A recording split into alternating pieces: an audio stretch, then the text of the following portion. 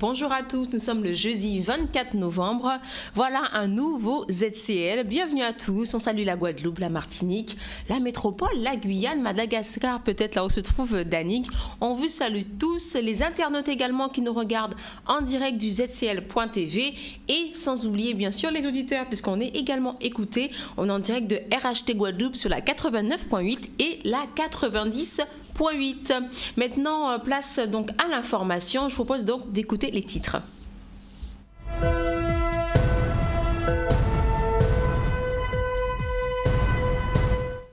Nouveau problème foncier, la mobilisation des habitants du secteur de Dupuis, Vonche et d'Alcia.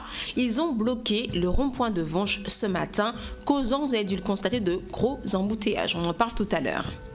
Et le député président de la région Guadeloupe, Harry Chalus, a interpellé Mme Erika Baritz, la ministre, hier, lors des questions au gouvernement à l'Assemblée nationale sur les avancées des négociations sur le règlement d'exemption par catégorie.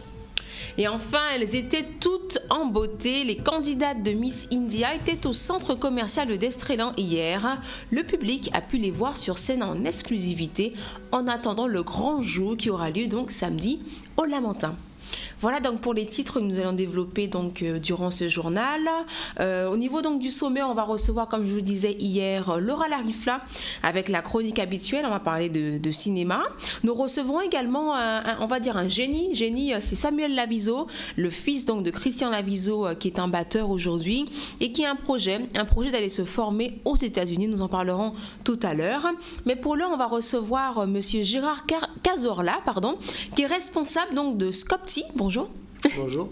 Bonjour. Alors, j'aimerais effectivement vous laisser vous présenter parce que c'est vrai que c'est votre première arrivée en Guadeloupe ou pas? Vous êtes déjà venu? Non, je suis venu déjà en vacances une fois et là, c'est la deuxième fois. D'accord. Donc, vous êtes invité en fait par les Amis du Monde Diplomatique dans le cadre d'une projection débat qui va avoir lieu donc samedi pour parler d'un combat, de longue haleine on peut dire, que vous avez donc mené et pas tout seul. Je vous laisse donc en parler. Oui, donc c'est suite à la décision de Unilever de fermer notre usine qui était rentable et profitable. On faisait, nous, la production de thé Lipton et éléphant. Donc on s'est opposé à cette fermeture parce qu'elle n'était pas justifiée ni économiquement ni socialement. Et donc on s'est battu. Alors, on s'est battu longtemps, 1336 jours, pour arriver à avoir un accord de fin de conflit avec Unilever qui nous a permis de mettre en place notre coopérative. Donc c'est effectif depuis 1 an et demi.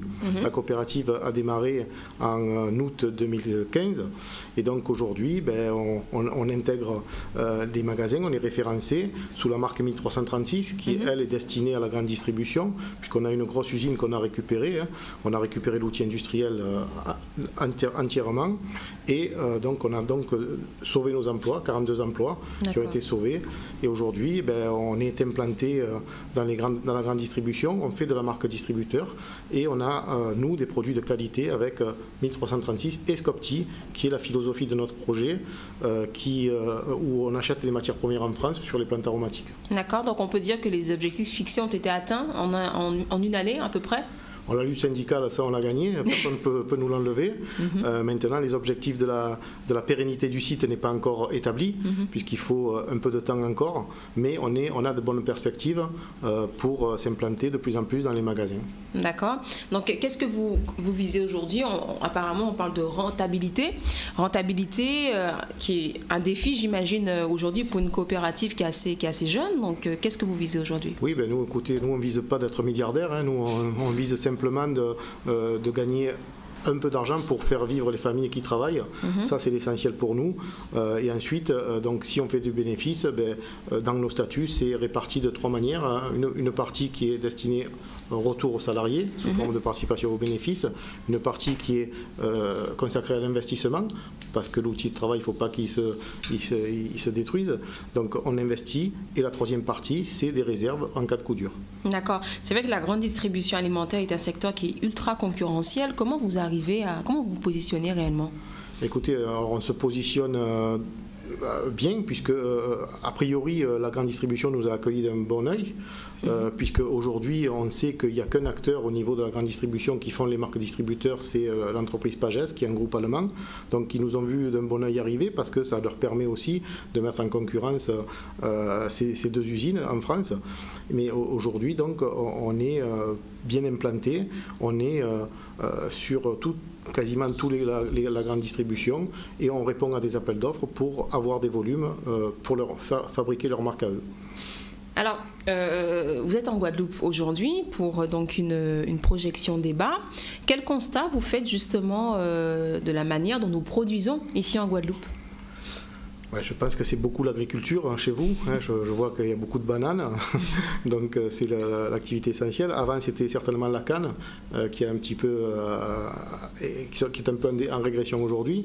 Donc je pense qu'il y a des atouts partout, et il faut que les travailleurs prennent leur destin en main, comme nous on l'a fait, et pouvoir travailler sans patron, parce que ça existe. Nous, on en a fait la démonstration. On a les compétences, les travailleurs ont les compétences, il faut qu'ils les mettent en application en se regroupant et en essayant de faire des scopes, puisque c'est un développement qui est en progression aujourd'hui dans la métropole, et pourquoi pas aussi dans les îles. Donc il y a de la place, et je pense que si on a la volonté, on peut faire.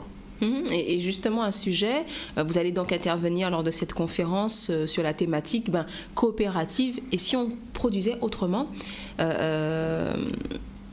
qu'est-ce que réellement, quel message vous voulez faire passer au-delà de ce que vous venez de dire, mais parce que c'est vrai que c'est un sujet assez sensible en Guadeloupe, de penser autrement, de produire autrement. Qu'est-ce que vous allez vraiment vouloir passer comme message ce samedi ? Le message, c'est qu'il n'y a pas qu'une alternative, que le monde capitaliste qui existe aujourd'hui. Il y a des alternatives. Il y a des alternatives comme nous, on a construit. Il y en a d'autres qui ont construit des coopératives, qui ont repris des usines qui fonctionnaient, qui ont été capables de remettre en route, et donc de produire et de vendre. Donc ça existe. Et j'encourage tous ceux qui ont la bonne volonté par rapport au problème social qu'on a de chômage, par rapport aux fermetures d'usines et d'autres qui sont injustifiées. Donc je considère qu'il faut qu'on prenne notre destin en main et qu'on démontre qu'on peut travailler autrement, de manière plus démocratique, de manière à ce que les travailleurs soient impliqués dans la gestion, qu'ils soient impliqués dans les décisions. Et donc ça existe, et ça peut se multiplier. On peut franchir ce pas sans passer par la lutte, comme vous l'avez fait ? Alors je ne pense pas, nous dans notre cas, je ne pense pas qu'on puisse... alors on peut franchir ce cas, oui, on peut créer des entreprises en coopérative directement. Nous, on est passé par la lutte parce qu'on s'est opposé aux décisions de multinationales et d'autres qui cherchent toujours plus d'argent pour leurs actionnaires, et donc nous on a refusé cette situation-là, on a refusé de basculer dans le chômage et la misère derrière, parce que c'est ça qui nous attend aujourd'hui, et donc voilà, on a pris notre destin en main, c'est possible, et ça peut donner des idées à d'autres, et pourquoi pas. Vous avez donc rencontré des étudiants au cours de la semaine. Comment ça s'est passé cette rencontre? Comment ont-ils réagi? Très bien, il y a eu pas mal de questions, des questions intéressantes. Alors on sent bien qu'on est quelque part, moi je considère qu'on est pollué par le système capitaliste, parce qu'il y a eu des questions en disant mais c'est pas possible de récupérer les machines alors qu'ils ont été payés par des patrons. Oui, nous on a récupéré les machines parce qu'on considérait qu'elles nous appartenaient et qu'on savait nous les faire tourner, qu'on avait la compétence pour les faire tourner. Comme je dis, les travailleurs peuvent travailler sans patron, mais un patron ne peut pas travailler sans ses travailleurs. Très bien. Les amis donc du monde diplomatique, des amis, en tout cas vous les connaissez depuis longtemps ou c'est une première invitation? Alors on les connaît depuis quelques années, puisqu'ils se sont manifestés quand on a mené cette lutte, donc ils nous ont déjà contactés, ils nous ont déjà interviewés, donc oui, on les connaît depuis quelques années, ils sont intéressés à notre lutte. D'accord, très bien. Maintenant pour terminer, j'aimerais savoir un petit peu qu'est-ce que vous prévoyez en termes de développement avec Scopti? Alors, ce qu'on prévoit, c'est qu'aujourd'hui, on estime faire un chiffre d'affaires de 2 millions d'euros sur l'année 2016. Pardon. Le développement en 2017 va se continuer. On espère arriver à 3 millions, 3,5 millions. Et ensuite devenir en 2018 profitable, puisqu'aujourd'hui ce n'est pas le cas, on perd encore de l'argent, puisqu'on est parti de zéro, on a tout créé. Donc voilà, donc je pense que les perspectives sont intéressantes pour 2018 pour qu'on arrive à dégager un peu de bénéfices et que l'entreprise soit pérenne. Vous étiez au départ 58 salariés coopérateurs, l'effectif a-t-il changé depuis ? Alors, on est 59 aujourd'hui, coopérateurs, et on a 42 salariés. Donc, il faut savoir qu'avec Unilever, on était 182, et on a repris l'activité, nous, à 42 salariés aujourd'hui. Donc, on a sauvé quand même 42 emplois, ce qui n'est pas négligeable. On a sauvé notre outil industriel, et donc aussi des emplois externes, puisque une usine, quand elle fonctionne, ça crée des emplois indirects, et ça, on l'a aussi sauvegardé dans notre région. Très bien. Et bon, on vous remercie, Monsieur Cazorla, d'avoir répondu à l'invitation. Et on rappelle donc que la projection débat, cette projection débat aura lieu donc à la salle des Mangles à Petit Canal. Ça aura lieu donc ce samedi à 19h, entrée libre et gratuite. Merci. Ouvert à tous. Merci encore. Et on poursuit, on commence surtout plutôt l'actualité avec la mobilisation, un nouveau problème foncier. Et bien donc une mobilisation des habitants du secteur de Dupuis, Vonche et d'Alcia. Ils ont bloqué le rond-point ce matin, causant de gros embouteillages au motif d'un faramineux projet de construction des 2x2 voies sur le territoire de la ville de Bimao. Le collectif de défense mobile s'insurge contre un arrêté d'expropriation pris à l'encontre des habitants de Mazelout, des habitants dont leurs droits sont bafoués, se sentant donc chassés de leur maison. Un reportage de Michel Héraclide. Dupuis à Bimao. À côté, effectivement, ici, il y a un projet à construction à 2x2 voies qui commençait à donner un silence des pluies totales. Et là, nous apprenons que ni des gens qui ont pensé exproprier parce qu'il y a un arrêté d'expropriation qui prend récemment. Et là, nous avons constaté que la concertation n'a pas été privilégiée. Nous avons dit que nous ne pouvons pas accepter ça. D'autant plus qu'il y a marché effectivement Simone, parce qu'il y a proposé par exemple aux malheureuses de prendre 500 mètres carrés de terrain et de bail en indemnité de 700 €. Non, mais ça qui arrive vite. Ça qui prend le temps qu'il faut faire bien. Ça n'a pas dit. C'est pour ça qu'on nous, c'est pour ça qu'on va parler. C'est la raison, c'est ça qu'on va comprendre. Parce que nous avons un pays où nous avons promulgué le dialogue. Et je dis, chaque fois que nous cherchons le dialogue, nous allons trouver pour nous. Nous allons trouver monde, chaque fois nous mobiliser à un côté sensible. Les gens sont un peu inquiets, mais il n'y a pas lieu de s'inquiéter parce qu'il n'y a aucune précipitation pour effectuer les travaux. Justement, le président Charles vient de demander au préfet une prorogation de l'enquête publique durant les 5 années prochaines. C'est vous dire que nous voulons prendre le temps qu'il faut pour concrétiser ce projet-là. Rien ne se fera dans la précipitation. C'est pour cela que nous sommes un peu sereins. Les travaux ne vont pas commencer sans l'aval de la population. S'il y a eu quelques travaux de préchargement, c'est sur le domaine public, mais s'agissant du foncier privé, rien ne sera fait sans l'aval des propriétaires. Ça se comprend. Ce que nous demandons aujourd'hui, on fait confiance à tout le monde, mais on est un peu inquiet. Ce que nous demandons, nous sommes d'accord sur ce qu'il dit, qu'il puisse déclencher rapidement une réunion, on peut les recevoir dans nos locaux pour pouvoir dire à la population effectivement ce qu'ils viennent dire. Ça permettra effectivement de donner quand même du courage et une attente extraordinaire sur l'orientation que voudraient prendre nos collègues. Mais à mon avis, on ne peut pas faire sans la population. C'est l'exemple que je dis, il faut tout de suite enclencher la concertation. Après Henri Chalus, qui a trouvé des solutions, et je dirais de bonnes solutions, parce que les habitants viennent eux-mêmes de vous dire qu'Henri Chalus avait trouvé des solutions. Mais il fallait que tout un chacun suive. 5 ont suivi, parce que 5 ont déjà acheté. Donc, avec la SICOA, une nouvelle fois, j'ai tenu une réunion. J'ai tenu une réunion avec les personnes nouvelles qui sont à la SICOA. Cette réunion était aussi présente les anciens, je vais parler de M. Brizard, et on a arrêté un certain nombre de choses. D'accord? Et ces éléments-là, notamment par exemple les 60 000 € qu'on leur demande pour le fait d'avoir squatté illégalement depuis 2009 le logement, les prix également qu'on a acté que ce serait les mêmes montants. Et on a acté aussi, également, on va voir le principe comment le préfet s'est engagé à nous recevoir aussi également sur cette affaire-là pour qualifier la zone. Comme ça permettra effectivement à la population de pouvoir avoir un coût encore plus réduit. Mais la commune, comme je viens de l'entendre dire tout à l'heure, ne peut pas donner une subvention de l'argent à chacun pour leur permettre d'acheter. Ça, on ne peut pas faire ça. Moi, je ne peux pas le faire. Légalement, ce n'est pas autorisé. Et je ne suis pas dans cette démarche-là.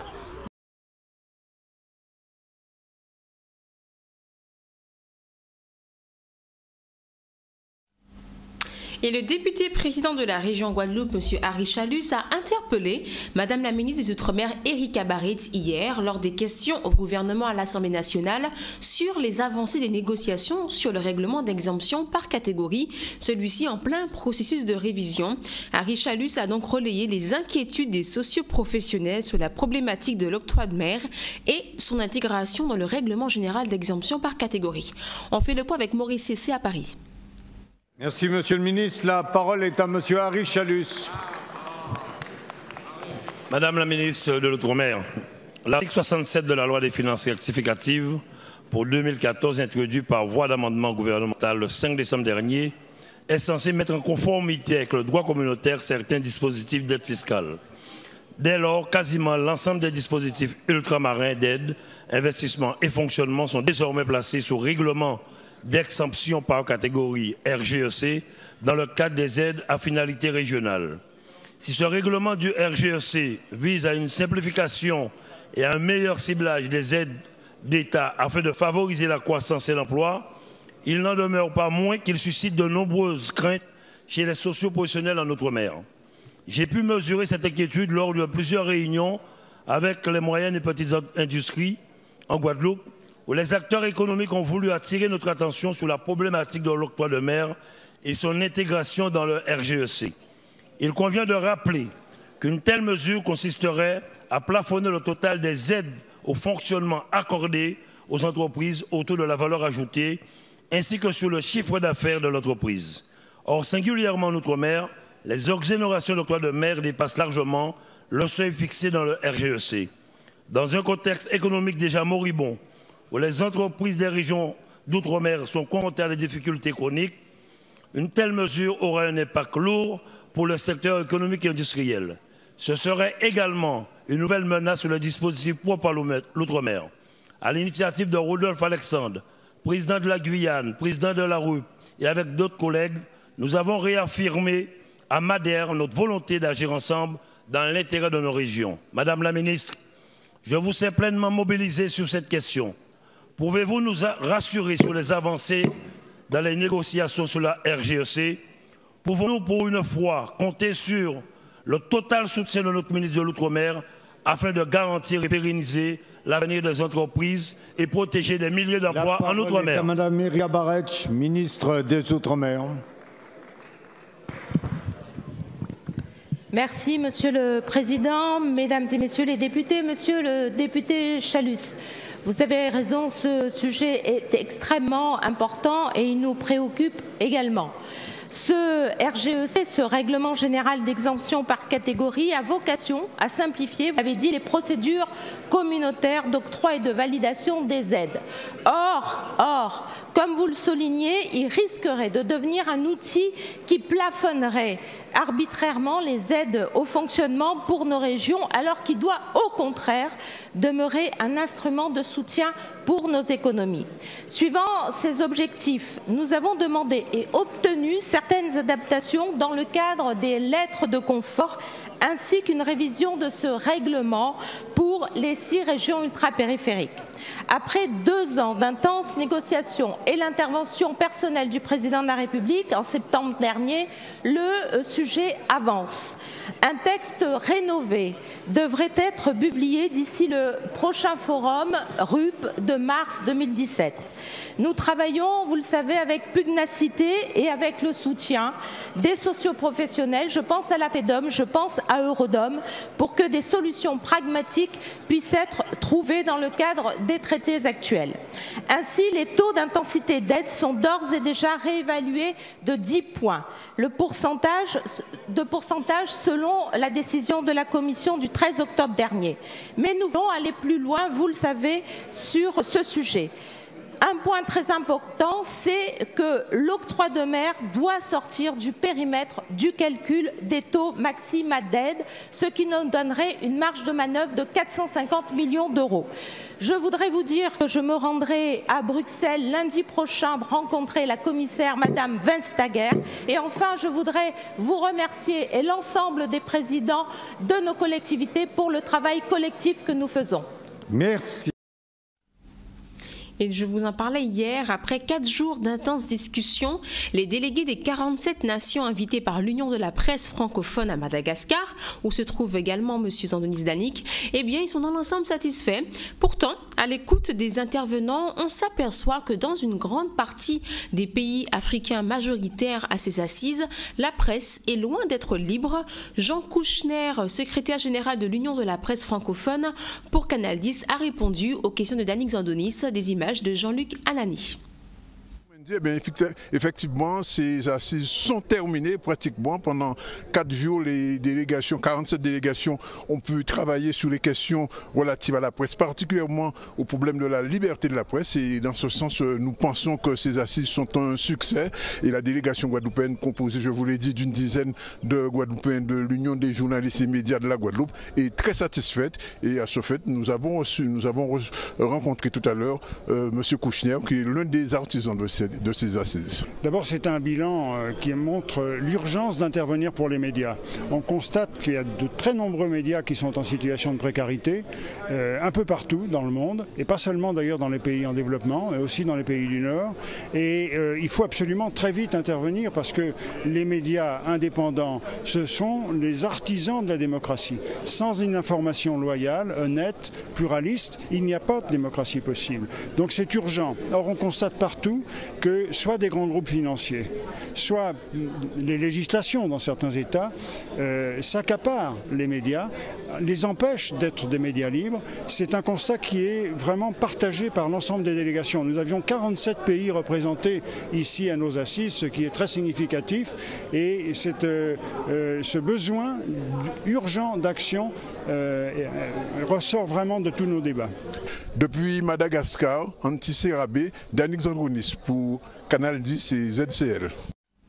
De retour en Guadeloupe, dans le cadre de la journée internationale et nationale de lutte et de sensibilisation aux violences faites aux femmes, eh bien hier, il a été organisé une matinée de sensibilisation et de prévention axée sur le thème « Jeunesse d'Ubud contre dérive à sexe pour moun, respecté et pour violence pas touché ». C'était à la salle des congrès, à la médiathèque du Lamentin, des jeunes, visiblement vous le verrez, très concernés par cette problématique. Un reportage de Charlie Dagonia.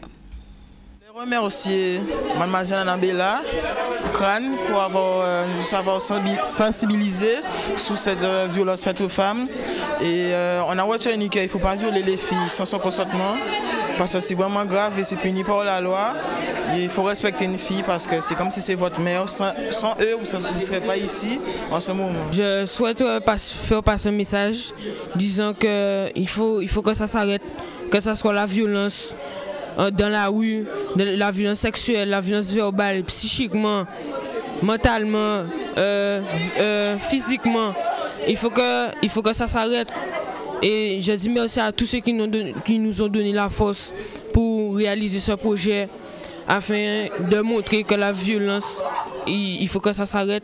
Parce qu'il y a des choses à la télévision qu'on voit et c'est pas très beau à voir. Donc il faut que ça s'arrête. On doit agir, on doit témoigner, on doit aider, on doit écouter les jeunes, nos enfants, nos petits-enfants. Parce que si on laisse les choses aller, on ne sait pas comment la Guadeloupe sera demain.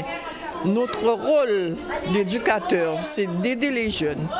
Je voulais faire passer un message, leur dire: mon corps m'appartient, mon corps est un temple sacré. Personne ne doit y toucher.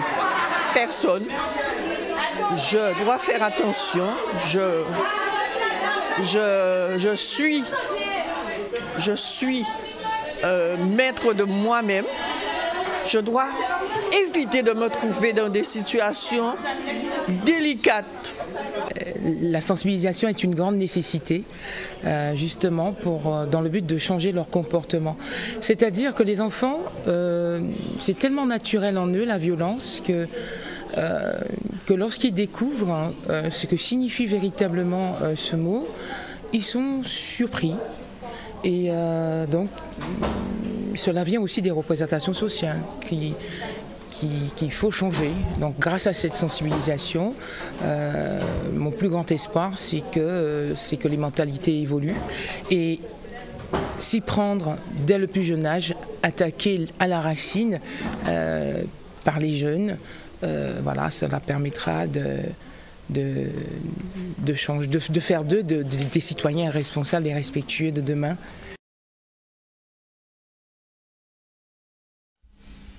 Midi 57 en direct du ZCL et RHT Guadeloupe sur la 89.8 et 90.8. Ne bougez pas, on revient après la pause.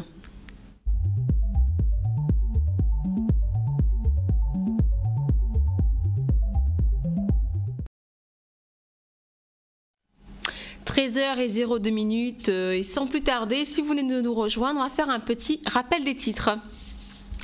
Nouveau problème foncier, la mobilisation des habitants du secteur de Dupuis, Vonche et d'Alcia à Bimao. Ils ont bloqué le rond-point de Vonche ce matin, causant, vous avez dû le constater, de gros embouteillages.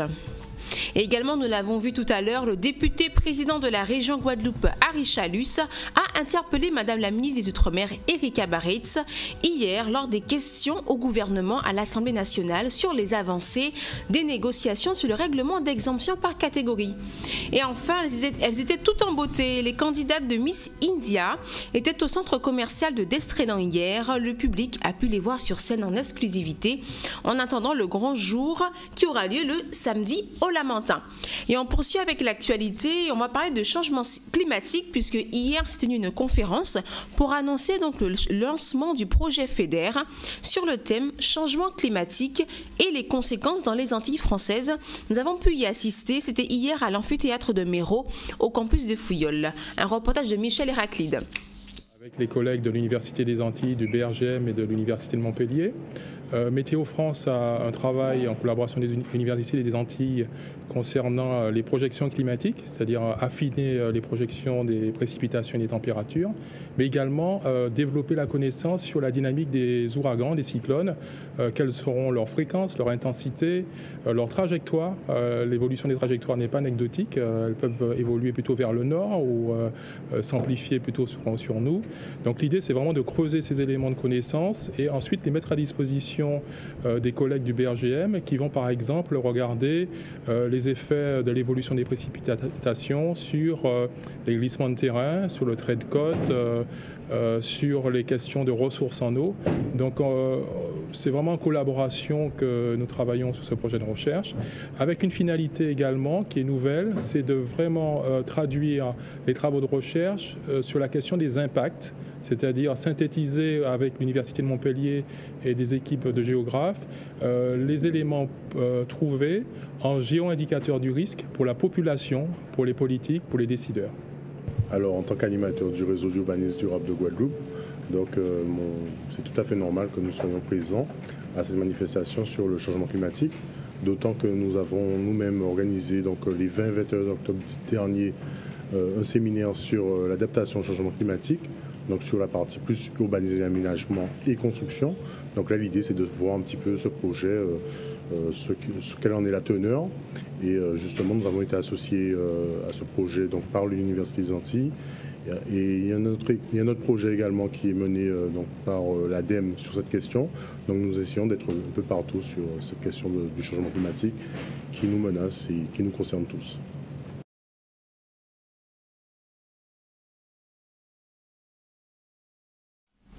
Et je vous le disais en titre, on va parler de beauté. J-2, les candidates de Miss India vont bientôt se disputer la couronne. Mais en attendant, le public a pu les découvrir en exclusivité. C'est au centre commercial de Destrédan où là, elles ont pu défiler hier. Entre défilés, animation, danse et musique indienne, le public était ravi. Un reportage de Anne-Elisabeth Arsène. Aujourd'hui, nous sommes ici à Destreland pour justement permettre à la population de pouvoir partager un moment avec les candidates, puisque ce n'est pas tout le monde qui pourra y assister le 26.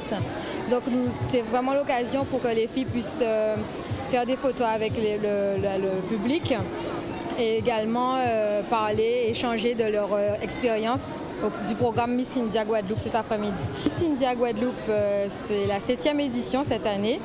Donc nous avons des nouveautés, donc 2 nouvelles catégories. Il s'agit des Miss Teen, je rappelle qui est la catégorie des moins de 16 ans, et la catégorie Misses qui sont les femmes mariées ou les mères de famille qui ont ou aussi plus de 28 ans. Et bien sûr la catégorie normale que tout le monde connaît, les 16 à 27 ans. Elles auront une particularité samedi, c'est que chacune elles vont porter une tenue traditionnelle indienne, mais je dirais qui valorise leur catégorie. Justement, il y aura des invités surprises. Donc, invités surprises, je ne peux rien vous dévoiler malheureusement. Mais il y aura du lourd, comme on dit, samedi soir. Et les tenues, on va voyager en Inde. On sera en Inde samedi 26, on sera en Inde. Alors, on a eu des ateliers culinaires, des ateliers d'hindi, d'aînés, de drapage de sari, d'anglais. On doit venir vers 17h, 18h. Et on sait à peu près notre parcours, ce qu'on doit faire, nos présentations, on est préparé. On est suivi jusqu'au bout, quoi. On nous accompagne vraiment pour apprendre la culture indienne.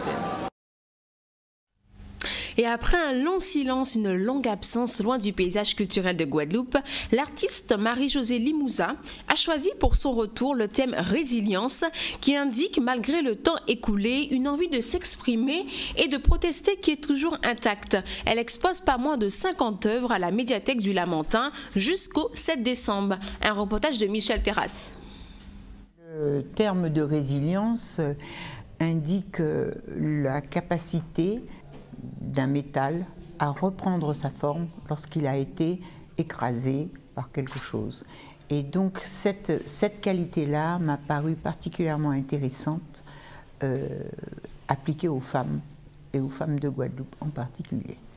Parce que je pense que les femmes de Guadeloupe sont particulièrement vaillantes.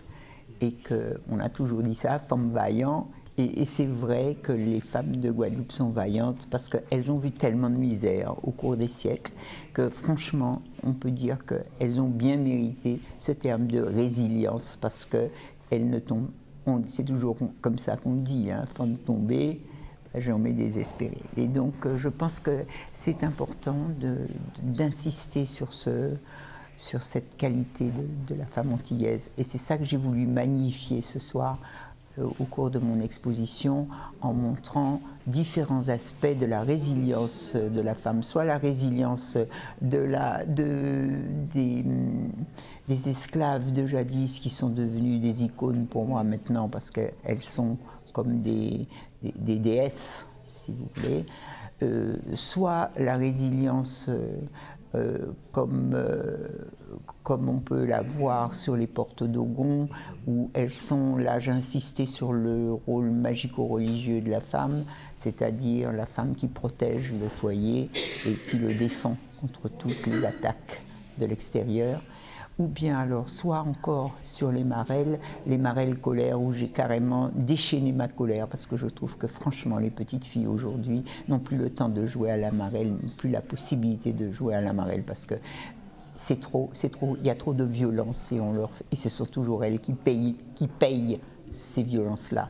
Soit on les vend, on les marie, on les torture, on les viole, et c'est affreux. Et donc c'est pour ça que j'ai fait des marelles qui sont plutôt sanglantes et qui n'ont rien de ludique.